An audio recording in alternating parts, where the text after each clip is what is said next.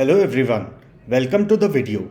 Today we are going to solve the problem coin change, minimum number of coins required. In this problem, we are given an array. Each element of array represents a coin or a note of a particular denomination in a currency. For example, this array represents that we have a 1 rupee coin, we have a 2 rupee coin and we have a 5 rupee coin. We are given that for each of these denomination we have infinite supplies of coins. Basically we have infinite 1 rupee coin, we have infinite 2 rupee coins and we have infinite 5 rupee coins. Then we are also given an amount. Our aim is to form this amount using these coins. But the constraint is that we have to minimize the number of coins that we use. And as answer, we have to return the minimum number of coins that we used. We are going to solve this problem today. We will go through the thinking process, then we will write the algorithm, and then we will also see a working code for it. As an extension to the problem, we will also see how to return the actual coins used for making up that particular amount. So before we start, if you are new to this channel, please don't forget to subscribe and press the bell icon. Let's start. To begin with, let us first note down the key things given in the question. We are given that we have infinite supply of every denomination of whatever coins are available to us. We are also given a target amount n, and we have to form this target amount using these denominations. But the constraint is that we have to minimize the number of coins that we use to form the target amount. So if we consider an example, let us say we are given a denominations of 1 rupee coin, 2 rupee coin and 5 rupee coins. And we have to form the amount n is equal to 11. So our answer will be 3. Why? Because we will use minimum of 3 coins, 5, 5 and 1. So if we consider our solution as a black box, we are getting a denominations array as an input. We are also getting a target amount n as an input, and we have to return the minimum number of coins. So what will our function signature look like? Our function signature may look something like this, or it may look something like this. In the first case, the denominations array is also part of the input that is given to the function. But in the second case, denominations array is not part of the input. This may happen when in the question we are told that denominations are fixed and with every run of the program only the n input will be modified. Denominations won't be modified with every input. But in either case, both of these will have similar solution approaches, so it won't matter much. Let us try to solve this problem. So our aim is to form this amount using these coins. But the constraint is that we have to minimize the number of coins used. So if we have to form 11, one way is to use 11 coins of rupee 1 and we will be able to form 11. But for that we would have used 11 coins. While another way is to use 5, 5 and 1, and that way we can form 11 in 3 coins itself. So what is the simplest way that we can think of to minimize the number of coins? We should use maximum number of coins for the denomination whose value is highest.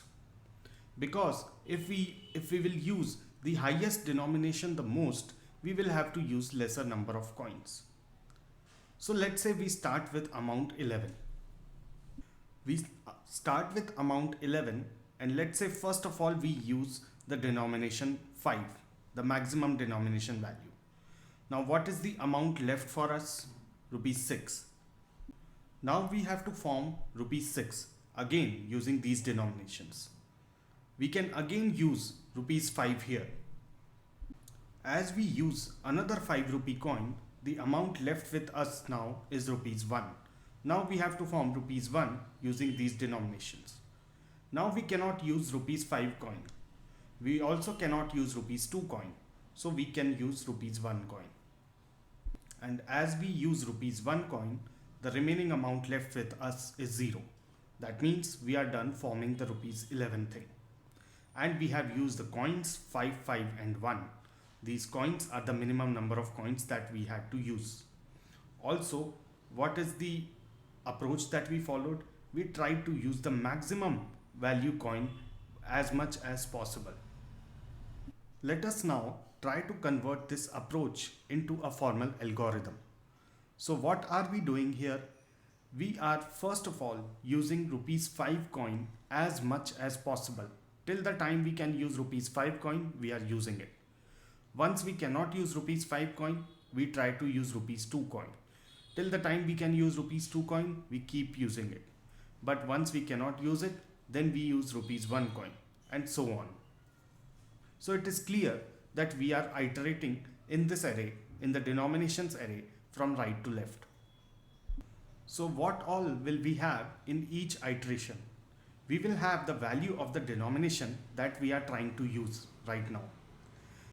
We will also need some way to track this amount as we go from the target value to 0. Let us call this amount as current amount. It starts with initial value as n.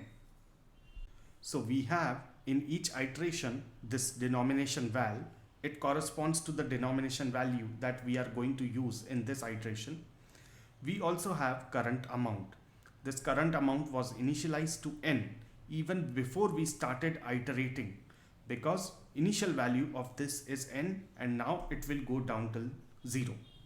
Now what will happen in every iteration? In every iteration we will try to use this denomination val. Till when can we use this denomination val? We can use this denomination val till this current amount is greater than this denomination val. So we again iterate, and we iterate till this current amount is greater than or equal to denomination val. And in every iteration the current amount gets reduced by the amount of denomination val. But we also need to track what is the coins, what is the number of coins that we are using. Therefore, we need another variable that will track what is the number of coins that we are using. Its initial value will be 0. So we have another variable, coins used. Its initial value is 0 and we increment as we use a coin of any particular denomination. And when we are done with all these iterations, when we are done trying to use all of these denominations one by one, starting from highest value till the lowest value, we come out of this loop. At the end of this loop, if the current amount has reached 0, that means we have been able to form the initial target value. So we return the coins used as the minimum number of coins that we used. If the current amount is still greater than 0, that means we were not able to form the target value using this array, and that means therefore we will return something like -1. Now let's see, what if somebody had asked us that along with the minimum coins used, also provide us what were the actual coins used? Then how can we provide that? Now at every step we know what was the coin that we used. So we just need to store these coins whenever we are using these coins. So we will store them in some data structure.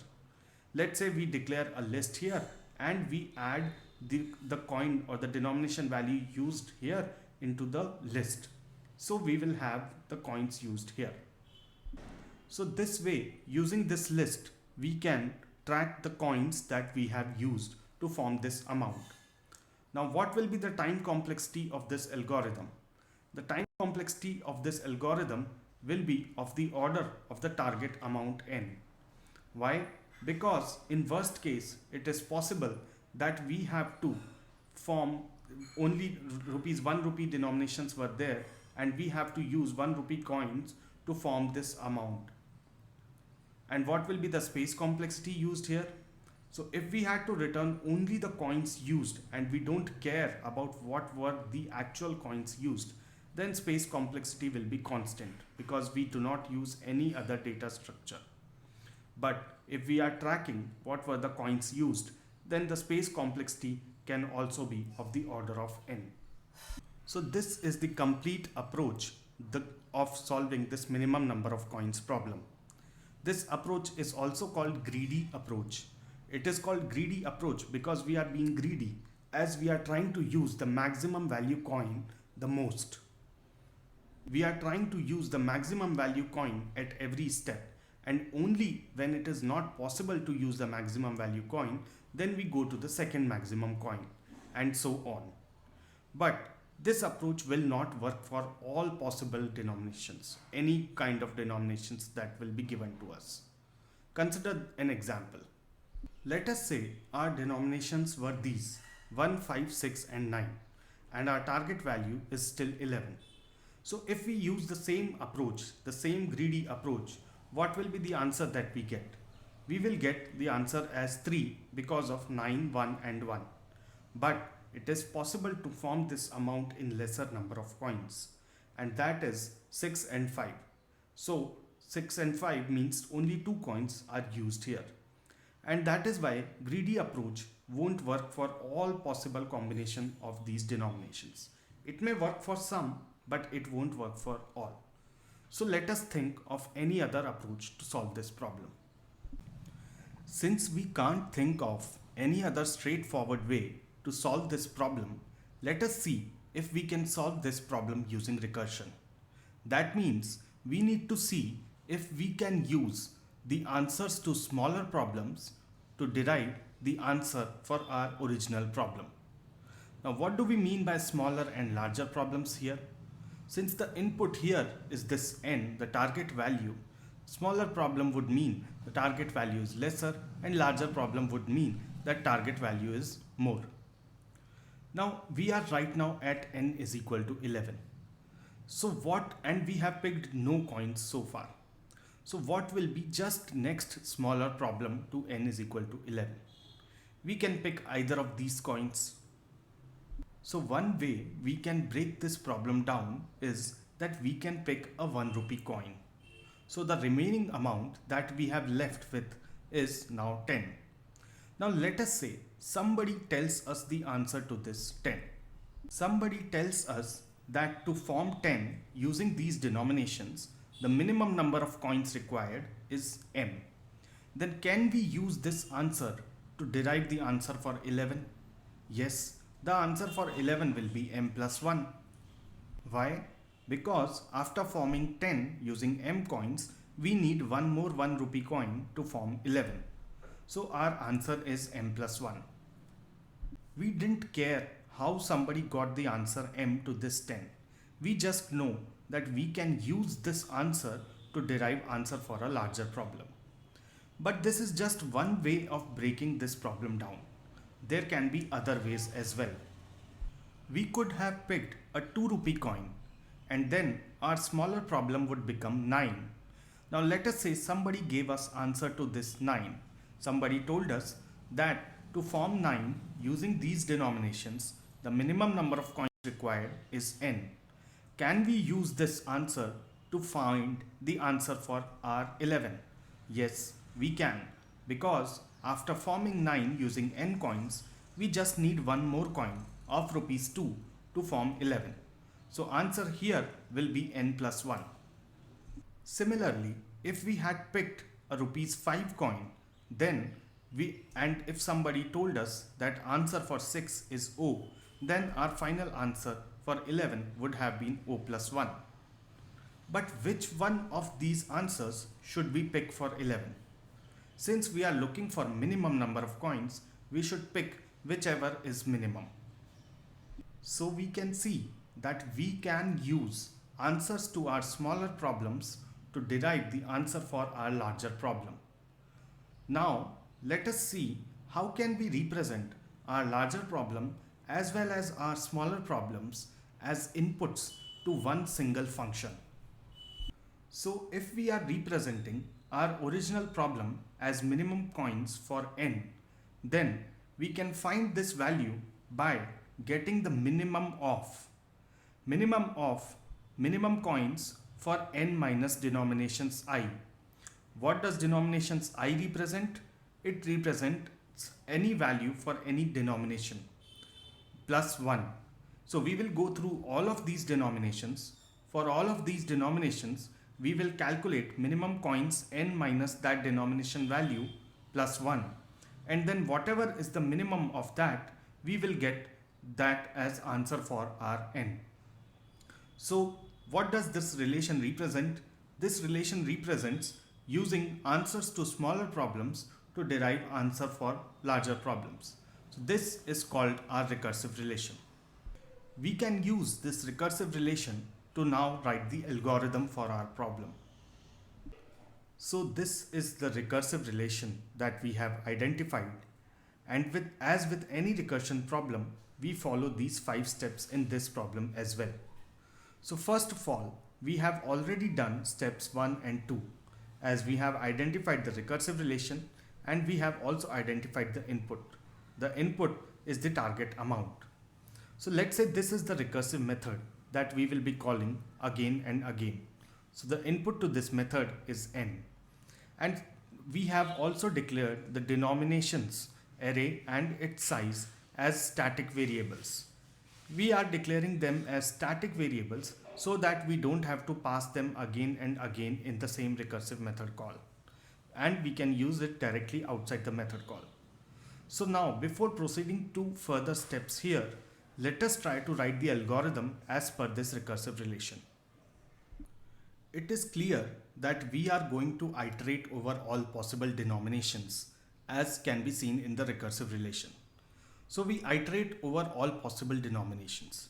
Now any denomination worth considering is only if that denomination is lesser than the value n, because if the denomination's value is greater than n, then it is of no use for us. So if n is greater than denomination I, then what do? Then we first get the answer to our smaller problem. We get the smaller answer by calling the same method for n minus denomination I. Now whatever is that answer, our answer for n will be that answer plus 1. But we are calling this candidate answer. It is not our final answer. Why is it not our final answer? Because for some other denomination, that answer may be even lesser than this.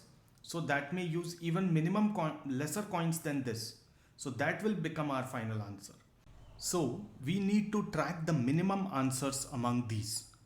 That means we will have to start with some initial value of our answer, which is plus infinity. So we declare another variable answer so far to track our final answer. We initialize it with maximum value first.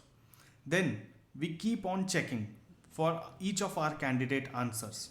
If our candidate answer is lesser than the answer so far, then we update our answer so far. So whenever there is a smaller candidate answer, our answer so far will be updated with that smaller candidate answer. And finally, we return our answer so far. Now this is the algorithm that we can derive from our recursive relation. But is this complete? Will this work? No, this won't work. Why? Because this will run into an infinite recursion. This, when we call it for n, it will call for this. Then again it will keep on calling and it will keep on going on. So what do we need? We need a base or terminating condition. What will be the base or terminating condition? If n's value is either of the denomination's value, then we will have reached the base or terminating condition. So let's say if n's value is 2, then we can just simply pick the 2 rupee coin. Its answer will be 1. If n's value is 5, then we can simply pick the 5 rupee coin. Its answer will be 5. If n's value is 1, we can simply pick the 1 rupee coin and its answer will be 1. So this is our base condition. We should add that to our algorithm. So with this step 3, we have added our base condition of if n is equal to any of these denominations value, then our answer is 1. Now this algorithm is complete, but its time complexity is very high. Why is its time complexity very high? Because in recursion, we have many overlapping problems. And for all of these overlapping problems, we are solving it again and again. How can we say that there are overlapping problems? Let us continue with our example. Let us say we had the denomination array as 1, 2 and 5 and we are trying to make the amount 11. So we start with the amount 11. Now as per the recursive relation, the amount 11, the answer for amount 11 will depend on the answer for amount 10, answer for amount 9 and answer for amount 6. It will depend on answer for amount 10 when we pick a 1 rupee coin first. It will depend on answer for amount 9 if we pick a 2 rupee coin first. And it will depend on answer for amount 6 if we pick a 5 rupee coin first. Now, in the similar manner, if we further draw this recursion tree, what will it look like? If we further draw recursion tree, it will look something like this. Now here we can see that we have many duplicate problems or many overlapping problems. Example, f of 9 we will be solving twice. F of 8 we will be solving twice. F of 4 we will be solving twice. Now this was for a very small input like 11. It could be a very large input as well. And as the input grows, the recursion tree goes deeper, then we will have more number of overlapping problems. And every problem will be overlapped many number of times. That means we will be solving the same problem, the same method with the same input multiple times. This is very inefficient and that leads to our exponential time complexity. So how do we solve this problem? We can think about it in this manner. Whenever we get an input for the first time, we solve it and we store its answer somewhere. Now when we get that input for the second time, we don't solve it again because we have already solved it and also stored it. So instead of solving it again, we go to our storage and return the answer directly from there. So what is the information that we need to store? So we want to store something like this. If the amount is n, then this is the answer for amount n. So what data structure will it suit best? The data structure that will suit best is map.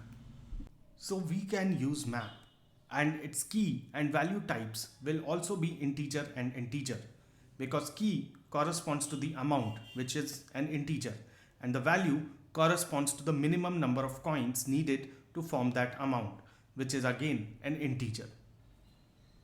And with map data structure, if we are looking for a key, then its value can be found in just big O of 1 time, which is constant.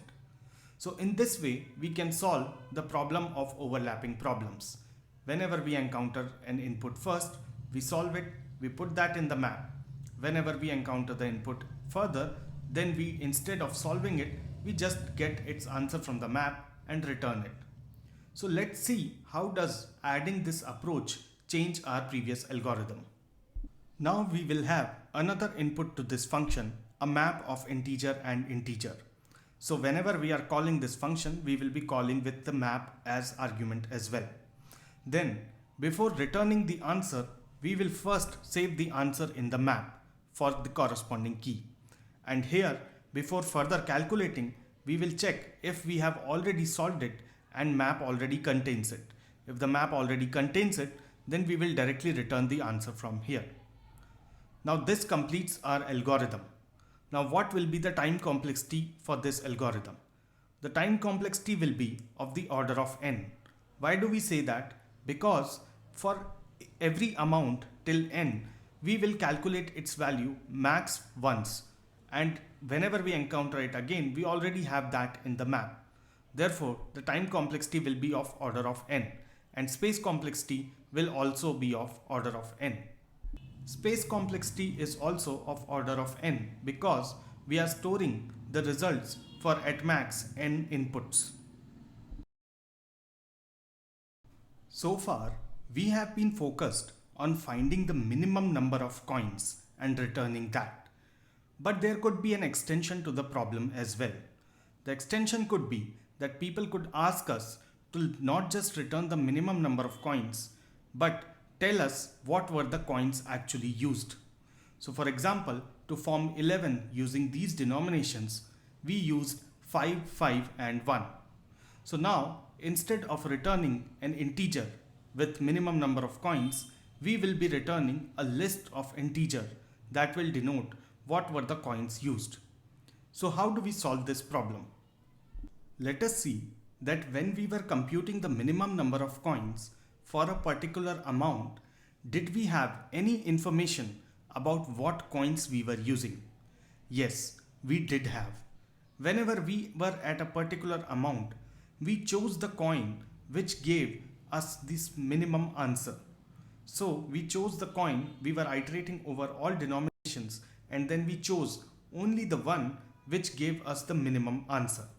So here we knew that what was the denomination we are using. So it would be great if we had this information stored somewhere, that when we are computing 11, we first choose the coin 5 because that gives us the minimum answer. Then when we are at the amount 6, then we again choose the coin 5 because that gives us the minimum answer.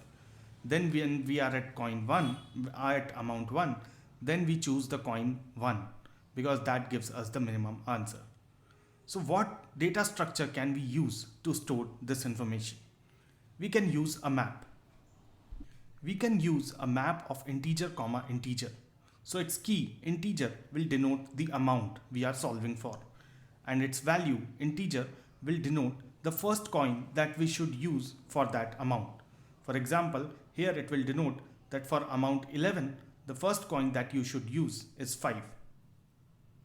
So if we have this map, we can definitely trace back what were the coins used. So now let us see how can we fill this map in our previous algorithm when we are computing the minimum number of coins. That means now we have another input. In addition to our previous map, we now need another input, map of integer comma integer, map 2. And so wherever we will be calling this method recursively, we will be calling with map 2 as well. Now, when we were choosing that what should be our answer for n, at that time we will put the value of the denomination that we use first for n.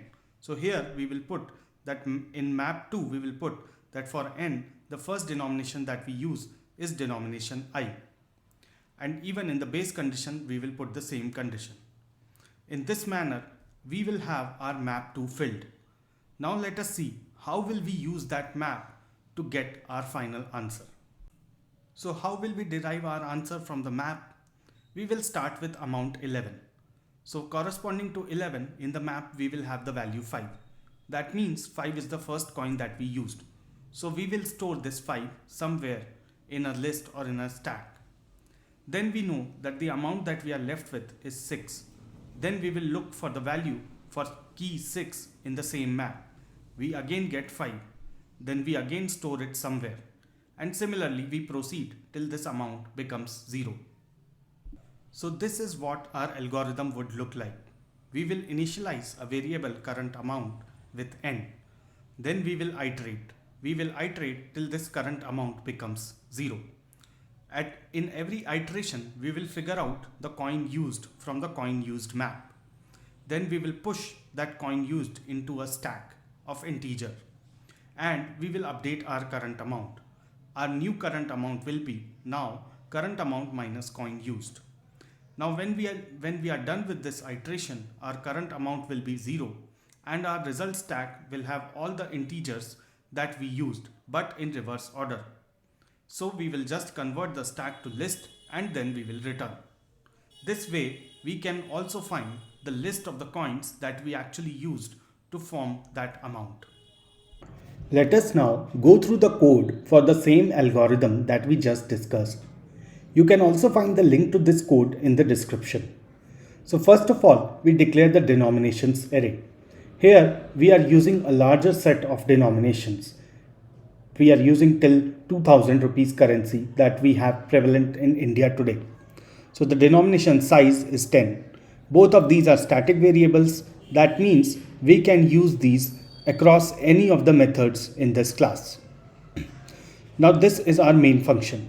We take n, which is the target amount, as input and we have to return a list of integer which will denote what were the coins used to form n and in a way that we had used minimum number of coins. So first of all we declare two maps. one of the maps, first map, will hold the result for a particular target value. So for it will hold that, hey, for n amount we will need minimum this number of coins. Second map will hold what is the coin used at a particular amount. What is the first coin used at a particular amount? So for example, at 11, it may say that, hey, we use the coin number 5 or coin number 10 and so on. Then we call this recursive method. This recursive method takes these three as inputs, the target value and the two maps. Now before moving forward, let us see what goes in this recursive method. Here is the recursive method. So first of all, we write the base condition. So if n is equivalent to any of the denominations that were supplied, that means we only have to use that one coin. So our answer is 1. But before we return 1, we also put that what was the coin used. So for n, we use the denomination value of that. We use the coin with that denomination value. So we put that in the map. Next, we check if we have already calculated for this input before. So we check in the calculated results map if this key is already present. If it is already present, then we don't solve for it further and we return the answer from this map. Then we have to iterate.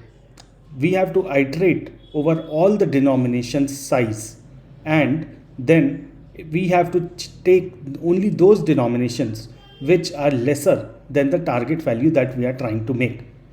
So once we take any particular denomination, we get the smaller problem answer. What will be the smaller problem? Smaller problem will be the amount corresponding to n minus denominations I. So we call this method recursively to get the smaller problem answer. So whatever will be the smaller problem answer, our answer for n will be that smaller problem answer plus 1. But then this is a candidate answer. This is not our final answer. It will become final answer only if it is minimum among all the denominations. So we track an answer size so far. We initialize its initial value with plus infinity, and we keep on checking at every point whenever we calculate candidate answer. We keep on checking if it is lesser than what we have so far. If it is lesser, then we update what we have so far. This way, in this variable, we always maintain what is the minimum answer that we have. So we update this value with candidate answer size if it is lesser. And if it is lesser, that means we have used this denomination coin. So we also update the coin used map. So before returning the result, we put the answer in the calculated results map against n, and then we return what was the minimum number of coins that we used. So when we have returned this, we have also filled the coin used map, and whatever coins that we used are present here. So now we need to use the values here to form a list of integer and return it. So for that, we use a stack and we iterate over the current amount. We initialize the current amount with n and we iterate till this amount goes down to 0. At every point, we first figure out what was the first coin used for that amount. We get that coin and we put that in the stack, and then we update our current amount. With this going on till current amount reaching 0, result stack will have all the coins that we used but in the reverse order. So we pop up the results from the stack and we add it to an array list and then we return it. So this is the whole code that takes an integer n as input, and against a list of denominations that are available, it returns us that what should be the coins used to form that amount. It also satisfies the condition that these are the minimum number of coins used. This is it for this video. In the next video, we will discuss the bottom-up dynamic programming approach to solve this problem.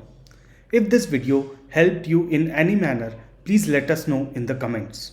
If you have any doubts or any recommendations, please let us know in the comments too. Please don't forget to like this video and subscribe to the channel. We will meet again in the next video. Thanks for watching.